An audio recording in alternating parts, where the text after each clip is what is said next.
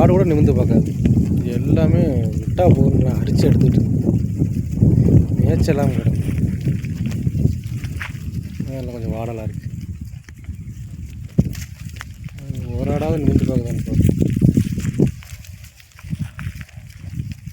நல்லா மேயக்கூடிய ஆடு, இளம்பொருள், நல்லா பல்லளசு, முத்தல் கிடையாது, எல்லாம் இளம்பொருள். ஆனால் நல்லா தொட்டிட்டுலாம் பட்டை கிளம்பும். தொட்டி போட்டு வச்சா போதும். தொட்டு முடிச்சு எடுத்து கூட நல்லா உடம்பு ஏற்றுக்கு. நெட்டு போக்குறதுக்கு உயரம் இருக்குது, நல்லா குட்டி கட்டி இருக்குது, பால் சத்தெல்லாம் இருக்குது. நல்லா இளம்பொருள் வாங்கி போட்டால் நல்லாயிருக்கு. நல்லா ஆட்டோட ஆடாக விட்டோம்னா நல்லா பாய்க்கெல்லாம் இருக்குது.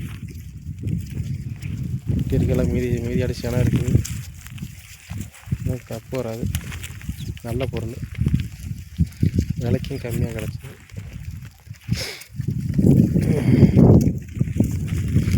இல்லை கிடா குட்டி நிறையா இருக்குது, பெட்டை குட்டி கம்மியாக தான் இருக்குது. எண்ணில் பொறுத்து குட்டிங்க எல்லாமே மேயிற குட்டிங்க பாருங்க. எல்லாம் தலைக்கீழே போட்டுருக்காங்க மேய். நம்மக்கிட்ட ஒரு வாரமாக இருக்குது, எந்த குறையும் இல்லை. மேய்ச்சல்லே தண்ணியிலையோ அதெல்லாம் எந்த குறையும் கிடையாது. 4-5 நாளாக இருக்குது. தெளிவாக இருக்காடு, எந்த நோய் நொடி கிடையாது, வாய்க்கால் கிடையாது, எதுவும் கிடையாது. தெளிவாக பார்த்து தான் கொடுக்குறோம். ஆட்டுனால கோளாறு வராது, திருப்பி வர வேண்டிய அவசியமே இருக்குது. ஆடு எல்லாமே தெளிவாக இருக்குது, எங்கே விட்டாலும் மெயின்.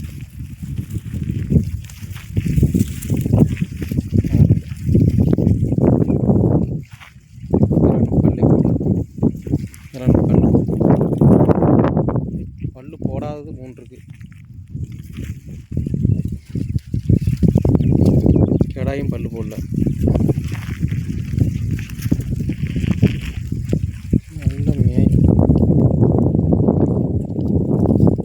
பொழுது போட்டாலும் ஆடு மேய்.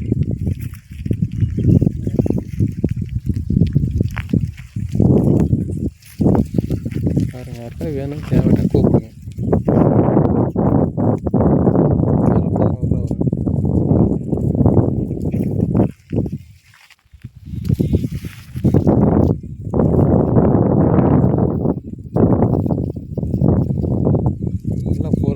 வயிற்றுக்கு எடுத்துச்சுன்னா ஆடு நல்லா கிண்ணு பெருவட்டாக தெரியும். வயிற்றுக்கலனால தான் கொஞ்சம் உடக்கம் கிடக்கும் ஆடெல்லாம். மேய்ச்ச பார்த்தேன்